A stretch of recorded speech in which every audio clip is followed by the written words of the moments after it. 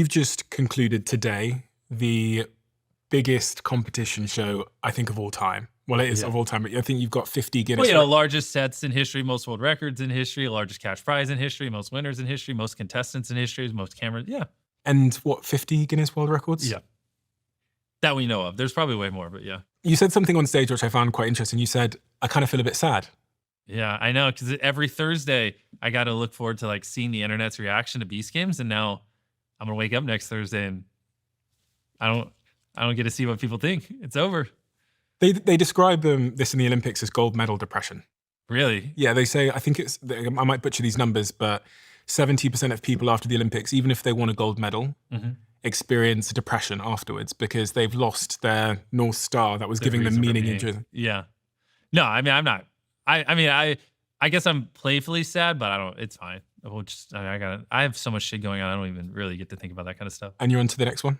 Yeah. So Amazon, let's get season 2 in the books already. Come on, let's sign a contract. I can't really talk about it. It is the most, me and Jack were talking about it earlier on. It is the most incredible thing that I think I've seen on TV. And I just think, I think I said to you on the phone the other day, I watch it knowing that unless you do another one, I will never see something on this magnitude and scale. Yeah, no one wants to do something like that. I mean, because it's fucking hard, man. At those sets and the thing is, the reason why a lot of reality TV doesn't feel that way, and we could have obviously done much better storytelling, and we will when we do future iterations. But the at its crux, like what people don't see is like to have 1,000 cameras recording, the amount of infrastructure. Like we broke a world record for most camera cables ran. Like the most miles of camera cables, and like and the millions of dollars we had to spend on storage and millions of dollars on the control room and the millions upon millions of dollars of hardware to edit it, and like having to bring in Adobe to custom change the Adobe software where you could actually have that many multicams. It's like,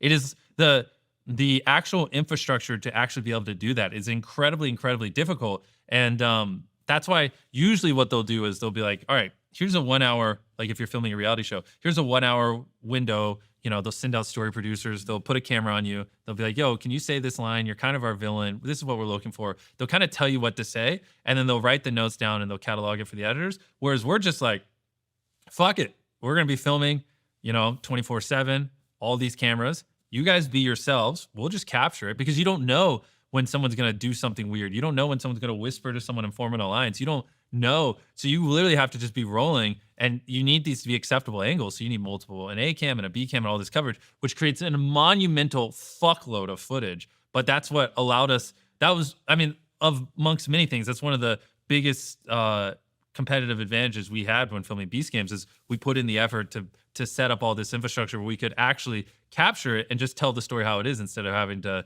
use story producers to put words in people's mouths. But it's a fucking nightmare, man. Like, I had over 150 people editing that. I mean, we were combing through unfathomable amounts of footage and everything. And I mean, even things from like the computer network and our local IT constantly crashing because there's just so much footage there. And like, if I were to send all the Beast Games footage to just one editor, it would probably be like $300,000 in hard drives. And, and if you have 150 editors, it's just impossible. So you spend millions of dollars and you build a central server room. And so we have our own server racks and everything. And then you have them remote in there. But even then, just due to the sheer volume of footage, Adobe and everything was just constantly crashing. And it's like, it was a nightmare on the back end. But it's great, because that's why we were able to tell what actually happened and why it feels different, because we were recording nonstop 24/7. I was wondering as I was watching it, if Amazon are aware of the fact that you're just going to give away the money like this, like when you like flip the coin and it adds another $5 million. But that didn't affect them. I lost a ton of money filming the show, so that came out of my pocket. Really? Yeah, we spent way too much money on it. I lost tens of millions of dollars on that show. Really? Yeah, I'm an idiot. Because the headlines came out as like, Amazon give MrBeast $100 million to do show. So I'm thinking, okay, I'm doing the math. I'm thinking, okay, so that he spent 20 odd million on the prizes. Mm-hmm. Yeah, we gave away. So there must be 80 million left or something.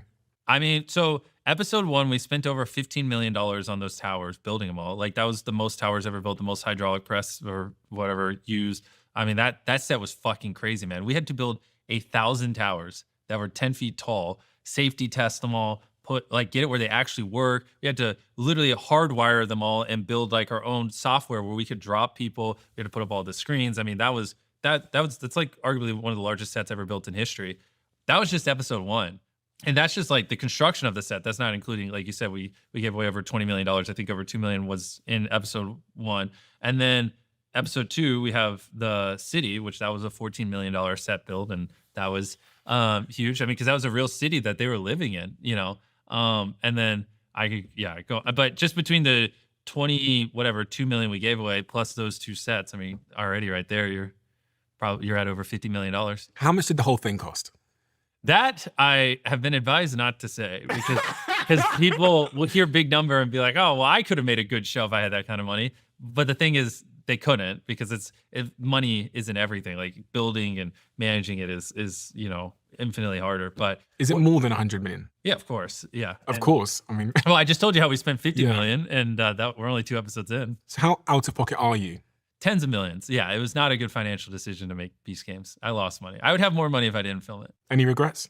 No, it's great. I mean, but for me, it was about making season 1 as good as possible. You know, I can't let the YouTube community down because that, you know, creators don't have a good rep when it comes to doing stuff on streaming platforms. And, you know, I'm getting 200 million views of video on average over the course of the first year. And I'm going to talk to these streaming platforms and they're like, we've been burned by creators before. I'm like, bro, I'm not a TikToker that dances. I have a production company and I routinely make spectacles. And even me, these streaming platforms, they weren't taking serious. So I was like, fuck, like if I fail, it's over. Like no streaming platform is ever going to touch a YouTuber ever again. So my big thing was just making sure this crushed. And, you know, now the doors are opening up. I mean, I'm getting calls from creators left and right. And they're like, oh, yeah, streaming platforms, they wouldn't talk to me before. Now they're coming. Like I would try to get a meeting with them and they were like, no. Now they're like begging to like have meetings with them. And I already know of 2 creators that have signed deals just on the back end success of Beast Games. And probably, I mean, hundreds of millions of dollars is going to flow into creators' pockets just because of Beast Games in the next year. Well, on Rotten Tomatoes, which is not an easy an easy critic to please. No, it was like 90% approval from fans, which is pretty unheard of on Rotten Tomatoes. I know. But also, I hear through the grapevine that it is on track to become one of Amazon's biggest shows of all time. Yeah. See, the problem is, I have to wait for them to do a press release. So okay. Yeah, well, I'm just talking about. I got you. I told him I'd be a good boy and not leak things. So, but for a YouTuber, quote unquote YouTuber. Yeah, well, they did release it. It was their #1 unscripted show of all time. And then, yeah, I mean, I don't think they'd mind me saying the show's very evergreen. Like, usually these shows get a lot of attention and then kind of like teeter off. But ours is like over 700,000 new unique viewers are watching it every single day. Like, which is pretty crazy because if we maintain that, like, yeah, it's going to shatter some pretty crazy records. And what's the upside for you to continue promoting it now that it's done? Because I put all this effort in. I want people to see it. Yeah, I don't get paid to, like, all the promotion I'm doing now, I'm not getting paid for. Really? But I mean, I guess the upside would be the better season 1 does, you know, the more money I get for season 2, 3, 4, 5, etc. If I sit here with you in 10 years' time, Jimmy. Yep. Oh, boy. And everything went to plan.